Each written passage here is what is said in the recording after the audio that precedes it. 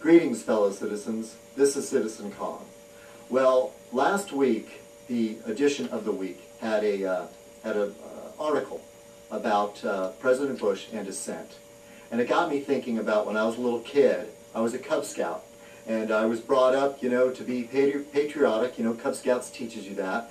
And while I was a Cub Scout, one of the little events that we went to was Richard Nixon was coming to San Diego, actually Coronado to be precise, and he was going to be there with the President of Mexico.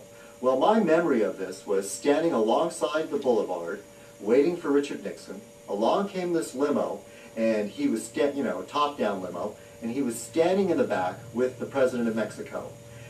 And it just zoomed by. And chasing the President's car was a throng of people. And one thing that stuck out, I remember there was this long-haired man with no shirt, shorts and no shoes.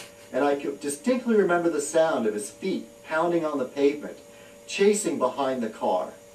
And I don't know why I singled him out. I guess he was like the craziest looking of the whole group. And I was thinking about that today, alongside, to do with this article, okay? Because I was thinking this could never happen now, the way things are done.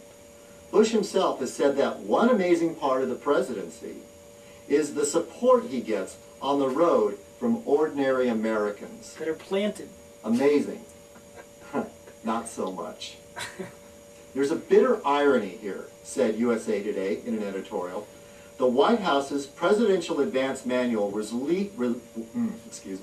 released to the public only after a lawsuit was brought by West Virginia couple Nicole and Jeffrey Rank, who were handcuffed, arrested, fingerprinted, and briefly jailed for wearing anti-Bush t-shirts at an Independence Day speech the president gave in 2004.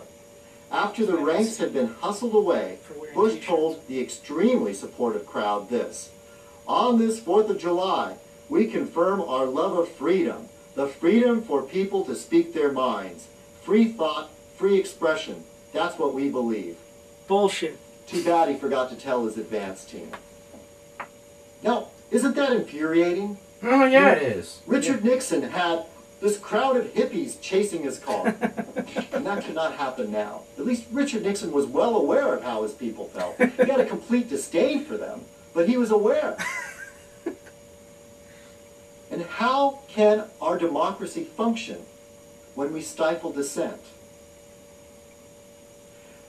And this brings me back to one of my little pet peeves, is that there's no fairness doctrine. If we had a fairness doctrine,